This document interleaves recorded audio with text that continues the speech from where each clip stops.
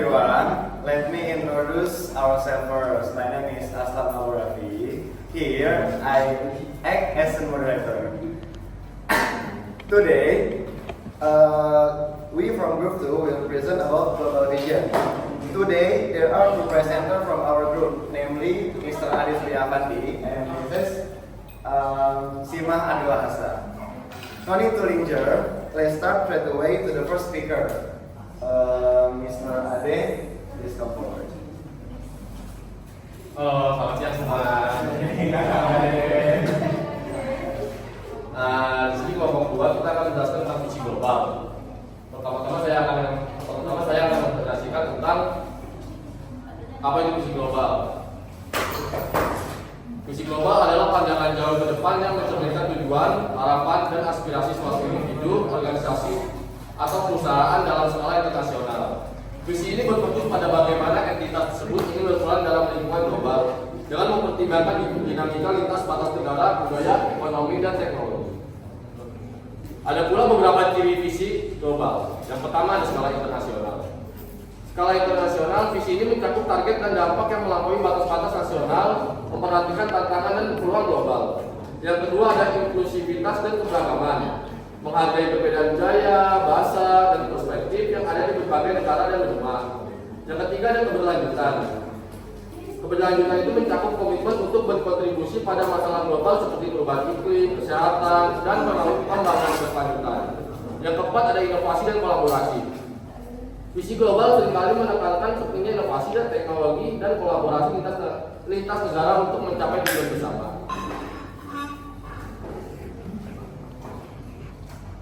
Kumpulan interaksi, proses, dan struktur yang terjadi di tingkat internasional melibatkan berbagai aktor seperti negara, organisasi internasional, perusahaan multinasional, serta individu yang saling berhubungan dalam berbagai bidang seperti politik, ekonomi, sosial budaya, dan lingkungan.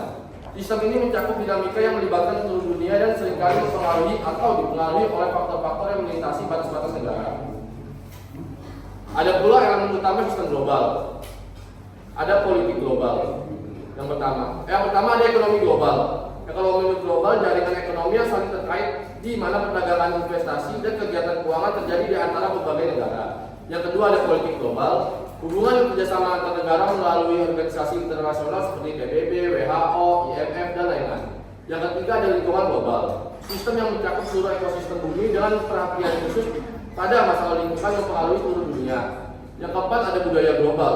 Penyebaran ide, nilai, dan praktik budaya di seluruh dunia melalui media imigrasi, pariwisata, dan teknologi. Yang kelima ada teknologi global. Penyebaran teknologi di seluruh dunia yang menghubungkan orang, sistem, dan informasi. Itu sekian dari saya. Selanjutnya akan dibacakan oleh Ime. Selanjutnya ada tujuan sistem informasi pemasaran, yaitu 1. Menyediakan informasi. Sistem informasi pemasaran bertujuan untuk memberikan data dan informasi yang terkini dan akurat bagi para pengambil keputusan. Yang kedua ada memperbaiki pengambilan keputusan dengan data yang terorganisir dan terstruktur. Sistem informasi pemasaran membantu manajer pemasaran dalam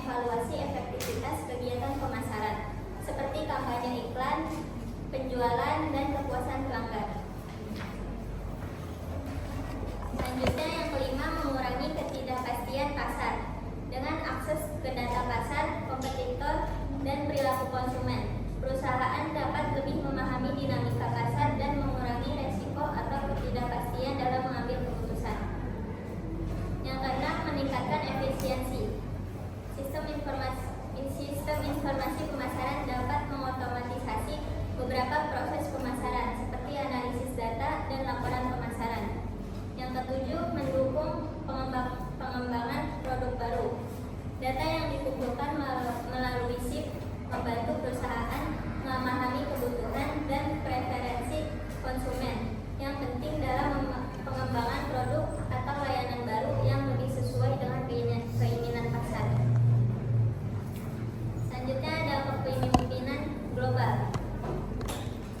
Kepemimpinan global adalah kemampuan seseorang atau sekelompok individu untuk memimpin, menginspirasi, dan mempengaruhi orang atau organisasi lintas budaya, negara, dan batas geografis di lingkungan yang berskala global. Seorang pemimpin global harus memahami dan menghargai keragaman budaya, ekonomi, politik, dan sosial yang ada di seluruh dunia, serta mampu beradaptasi dengan dinamika global yang terus berubah. Selanjutnya beberapa ciri kepemimpinan global. 1. Pemahaman lintas budaya. Pemimpin global memiliki kesadaran akan perbedaan budaya dan kemampuan untuk bekerja secara efektif dengan individu dan kelompok dari latar belakang yang berbeda. Yang kedua, komunikasi efektif. Mampu menyampaikan ide, visi, dan strategi secara jelas dan efektif kepada audiens internasional, serta mendengarkan dan memahami perspektif orang lain. Yang ketiga, inovasi dan adaptabilitas. Pemimpin global mampu beradaptasi dengan cepat terhadap perubahan di pasar global dan lingkungan bisnis, serta memanfaatkan peluang melalui inovasi dan pemikiran kreatif. Lalu ada beberapa ciri kepemimpinan global. Pengambilan keputusan yang inklusif.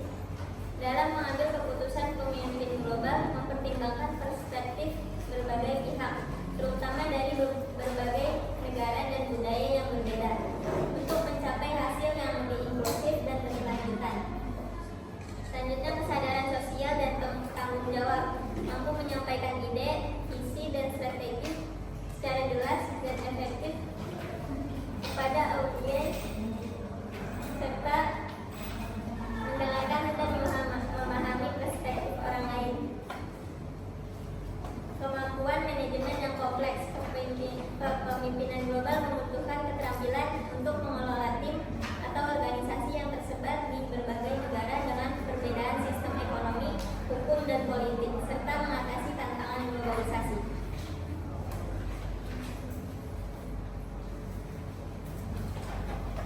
Okay, thank you for the speakers for the material. For audience, any question?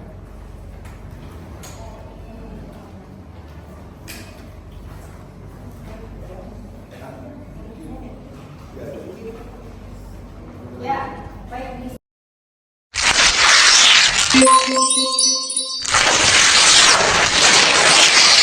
Keputusan dan kebijakan di satu negara dapat berdampak pada negara lain, menciptakan keterhubungan yang erat. Misalnya, kebijakan ekonomi di satu negara besar bisa mempengaruhi pasar dunia, atau masalah lingkungan di satu wilayah dapat berdampak pada kondisi lingkungan global.